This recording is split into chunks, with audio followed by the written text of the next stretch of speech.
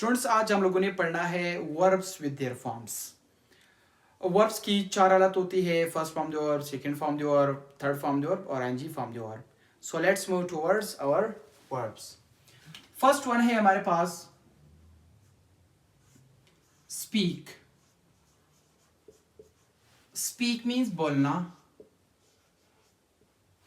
इसका जो सेकंड और थर्ड फॉर्म है स्पोक, स्पोकन, स्पीकिंग। फिर दूसरा है हमारे पास